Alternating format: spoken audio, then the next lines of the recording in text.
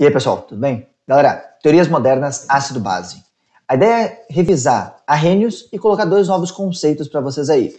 Teorias de Bronsted e Lowry e teoria de Lewis. E compreender um pouquinho sobre a relação entre essas teorias. Então vamos dar uma olhada aqui. A teoria que a gente tem como base é aquela teoria que está envolvida no processo com a água, né? A teoria conhecida como teoria de Arrhenius. Olha só. O conceito de Arrhenius é conhecido como conceito clássico. Por quê? Porque o primeiro modelo é aquele que a gente estuda bastante, é a primeira teoria que nós aprendemos.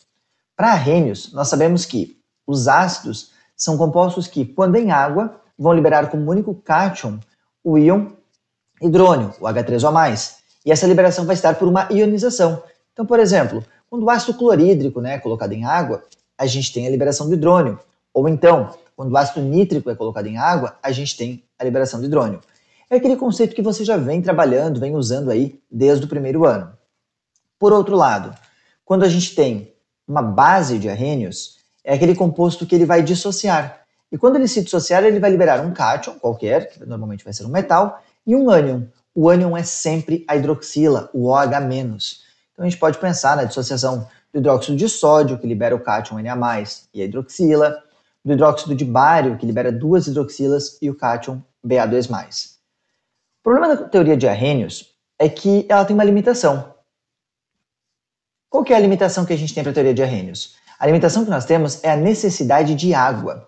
Por quê? Reparem que todas as reações, quando o Arrhenius fala, ele está falando de uma substância que em água acontece alguma coisa. Então o Arrhenius ele classifica ácidos e bases muito pela substância, pela matéria. Se esse composto, quando colocado em água, pode liberar H+, ele é um ácido. Só que ele tem algumas limitações práticas. Por exemplo, quando a gente pensa na teoria dele, como é que você classificaria a amônia? NH3. A amônia é um problema. Afinal, quando eu vou pensar na amônia, a amônia, se eu colocar ela em água, você vai me falar assim, professor, a amônia é uma base. Na verdade, a base é o hidróxido de amônio. Então, o hidróxido de amônio, o NH4OH, beleza, ele dissocia. Agora, o gás amônia, eu não consigo classificar aqui com o conceito de Arrhenius. Então, tentando colocar novos conceitos de ácidos e bases, vão surgir teorias mais modernas. E a primeira teoria moderna ela é desenvolvida por dois cientistas em paralelo, tá? Eles não fazem o trabalho junto, mas eles publicam simultaneamente as mesmas conclusões. São os conceitos conhecidos como conceitos de Bronsted e Lowry. Tá? Os dois cientistas estão aí na fotinho. O que eles falam?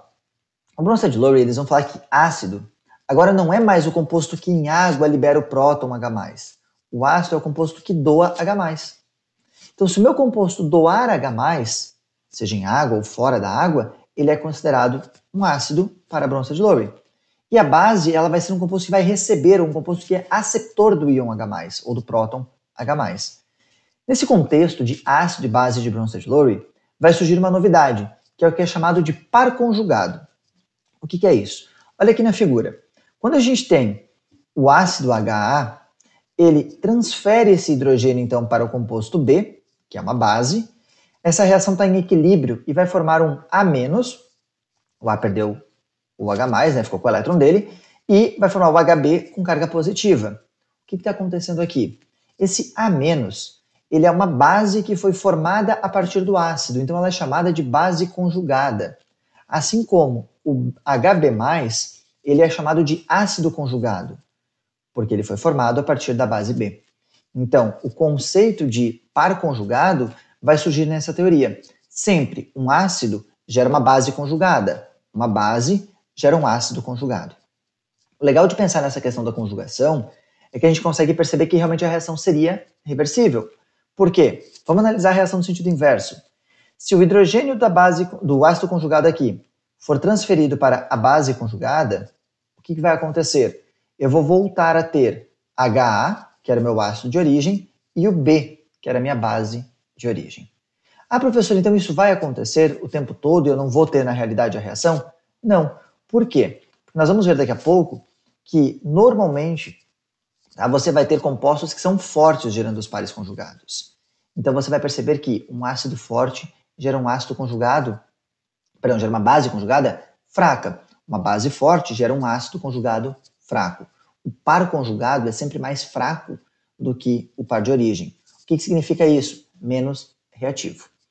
Olhando aqui, a gente também tem uma limitação. Essa teoria ela precisa da existência desse hidrogênio que vai ser transferido de um átomo para o outro. Então, aí teria limitação para a Bronsted-Lowry. Vamos ver mais um par conjugado aqui? Então vamos tentar analisar um outro par conjugado, o conceito dele aí. Quando eu levo em conta a reação que ocorre entre o ácido fluorídrico aquoso e a amônia, formando fluoreto e íon amonio. Tá, eu sei que vai formar o sal fluoreto de amônio. Mas quando eu levo isso aqui em conta, eu percebo que o hidrogênio do ácido fluorídrico aqui, ele foi transferido para o amônio. E aí eu tenho uma situação aqui, ó. Tinha o hidrogênio, não tem o hidrogênio. Então eu posso dizer que esse é um par conjugado. Então aqui, ó, eu tenho um par conjugado. Ao mesmo tempo, eu consigo perceber o outro par conjugado. Aonde? Quando eu levo em conta a amônia, que recebeu um hidrogênio e virou amônio. Então aqui eu tenho o outro par conjugado. Quando eu levo em conta esses pares conjugados, eu consigo analisar eles de uma maneira um pouquinho diferente. Olha aqui, para vocês visualizarem o par de elétron. Então, vocês estão vendo todos os pares não ligantes. O que aconteceu? Esse hidrogênio veio aqui, ó, para o N, tá? Então eu vou ter a transferência do hidrogênio para cá. Tá? Vou fazer assim para dizer que eu estou transferindo o hidrogênio. Vou até colocar a cor vermelha que eu usei ali em cima antes, para ficar mais parecido. Ó. O hidrogênio está sendo transformado para cá. E, obviamente, essa ligação química aqui se rompeu, né? Aí você vai ter o íon amonio, complexo amônio, e o fluoreto. A gente pode dizer, então, quem é o par conjugado. Bom, agora que você já respondeu quem é o par conjugado, eu vou mostrar aqui, ó, tá? O HF, ele é o ácido que doou o próton H+, para a amônia. A base era a amônia que recebeu o H+, do ácido fluorídrico. A base conjugada é o fluoreto, porque ela aceitaria um H+ do íon amônio.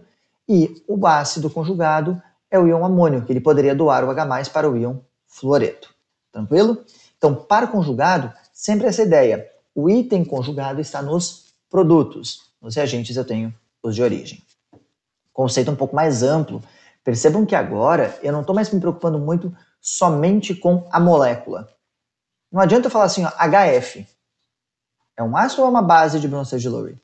Ou melhor ainda, a água é um caso maravilhoso. A água é um ácido ou é uma base de Bronsted-Lowry? Agora que você teve mais uma questão para responder em relação a isso, vamos dar sequência aqui, ó. A gente pode falar aquilo que eu havia comentado antes, né?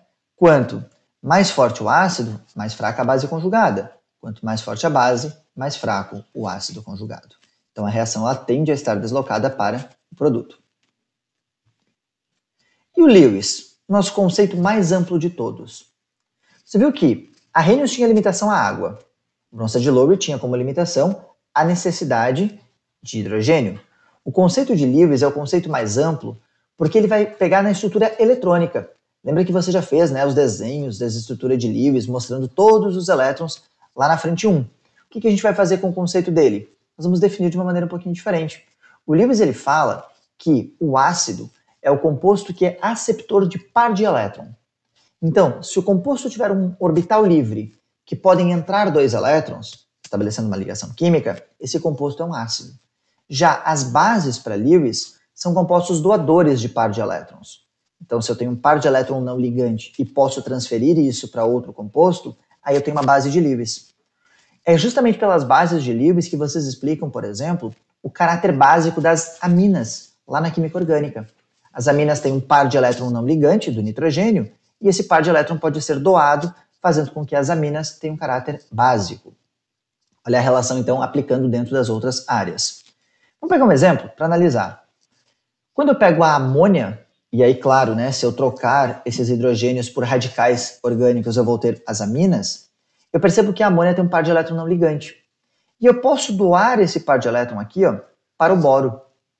Quando eu doar esse par de elétron para o boro, é claro que eu vou ter uma ligação covalente coordenada, e eu tenho um composto aqui que é um complexo. Esse complexo, muitas vezes, ele é chamado de aduto. Então, você pode ter um aduto de amônia e fluoreto de boro, tá? Ou BF3. Isso pode acontecer lá no enunciado de uma questão. Mas o que é importante é você perceber quem tem o par de elétron não ligante. E aí você vai lembrar disso como? Lembrando da estrutura de Lewis, de quantos elétrons o átomo tem na camada de valência.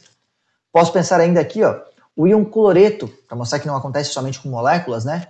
O ânion cloreto, ele tem elétrons não ligantes. Ele pode doar um desses elétrons, ou desses pares, ao boro novamente. Então a gente já percebe que o boro é um bom aceptor de elétrons, né? É um bom ácido de Lewis, e formar um adulto aí, BCl4, com uma carga negativa, outro complexo. Então o conceito de Lewis, gente, ele é o conceito mais amplo. É aquele conceito onde eu vou ter que analisar os elétrons que foram transferidos. Para isso, vamos dar uma olhada aqui, ó. Comparar esses conceitos.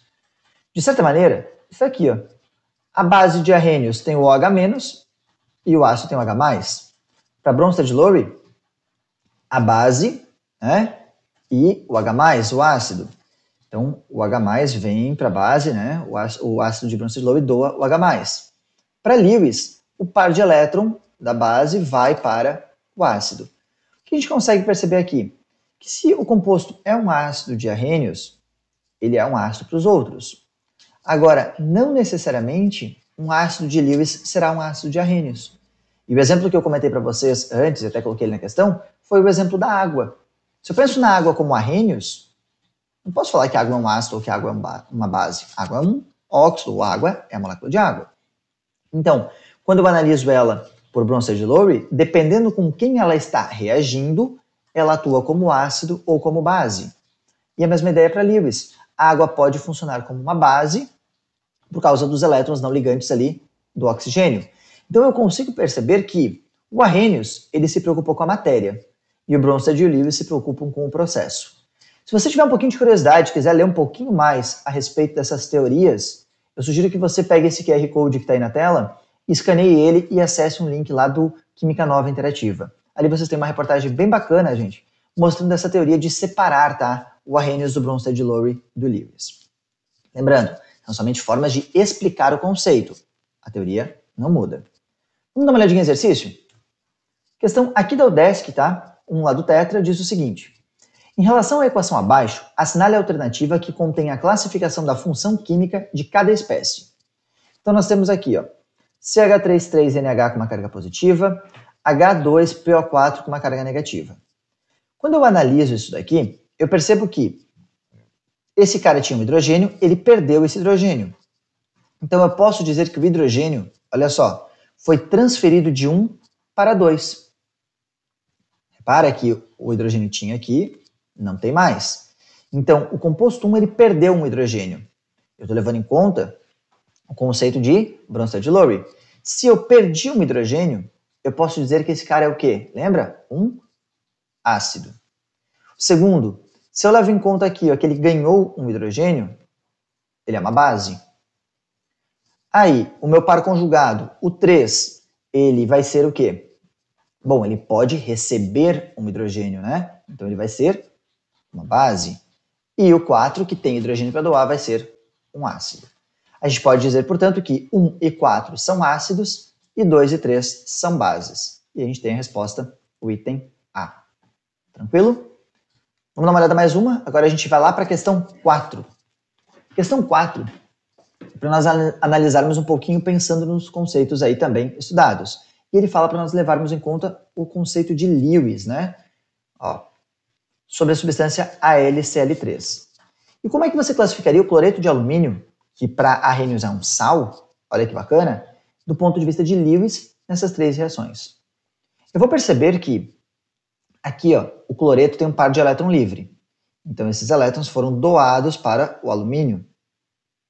Ah, professor, como é que você sabe que está com elétrons a mais? Olha a carga negativa aqui ó, no alumínio. Então eu sei dizer que se ele recebeu o elétron, ele funcionou como um ácido. Reação 2. A amônia foi o exemplo que a gente viu antes, né? A amônia tem elétrons livres, ela doa esses elétrons para o alumínio, formando aqui o complexo. Então, olha só a ligação covalente coordenada aqui me mostrando, né, nesse adulto, a formação do composto. Então, também funcionou como um ácido. Lembrando que a gente está julgando o AlCl3. No último caso, talvez seja aquele um pouquinho mais complexo de você perceber. Eu tenho aqui um aleto de acila tá? E o cloreto de alumínio. Esse haleto, esse composto orgânico, ele vai se ligar ao sal. E como é que vai funcionar isso? Reparem que, de novo, formou a HCl4- lá da primeira reação. Então, é o par de elétron aqui do cloro, que é doado para o alumínio. Essa ligação aqui se quebra e esses elétrons aqui vão estabelecer uma ligação com o oxigênio. Por isso que o carbono fica positivo, tá? Porque ele está com um elétron a menos. E você vai ter aqui esse composto com elétron a mais. Resultado, o que a gente vai ter? Nós temos aqui um complexo, tá? Um adulto formado aí, que o AlCl3 também funcionou como um ácido. Então, ele é um ácido em 1, 2 e 3. A nossa resposta é a letra D. Tranquilo? Eu coloquei uma questãozinha extra para a gente finalizar a aula e eu gostaria que vocês pensassem nela. Ah, então tá aqui, ó. Ácido clorídrico mais água formando hidrônio e cloreto. Ácido cianídrico mais água formando hidrônio e cianeto. Aí a gente tem os Kas, né, para esses ácidos. Então, com base nessas informações e considerando o conceito ácido-base de Bronsted-Lowry, olha só, ele situou para você aqui, ó. Assinale o que for correto. Item 01. Cloreto é uma base conjugada forte. O ácido clorídrico formou o ânion cloreto. Então, olha só, o hidrogênio do ácido veio para a água. Quer dizer que, nesse momento, o hidrogênio foi transferido, então o ácido funcionou como um ácido de Bronsted-Lowry. E o cloreto é a base conjugada. A base conjugada é uma base conjugada forte ou fraca? Então, essa base conjugada ela é fraca, né, gente? Lembra? Ácido forte gera uma base conjugada fraca. A 2. Ácido cianídrico e cianeto formam um par conjugado ácido-base. HCN doa o hidrogênio, então ele é um ácido. O cianeto é a base conjugada. O item 02 é verdadeiro. Aí, item 4. Nas duas equações, H3O+, é classificado como uma base. Vamos ver. O hidrogênio foi doado, né, para a água, então a água é uma base. O H3O+, ele vai ser um ácido conjugado. Ó, a base, que é a água, forma o ácido conjugado hidrônio. Então, ele não é classificado como uma base, ele é classificado como um ácido conjugado. Falso. 8. HCl é um ácido mais forte do que o ácido cianídrico, pois apresenta maior valor de Ka. Embora não seja o conceito de Bronsted-Lowry, né? Quanto maior o Ka, a gente sabe que mais forte é o ácido. Então, verdadeira 8 aí. E a 16, a água é uma espécie doadora de íons H+, nas duas equações. Quando eu analiso as duas reações, a água está funcionando como ácido? Não, né? Eu percebo que a água está funcionando como aceptor de hidrogênio, ou seja, como uma base. E a 16 é falsa, somatória, portanto, 10.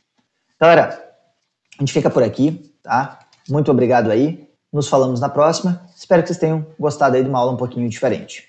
Forte abraço e até a próxima.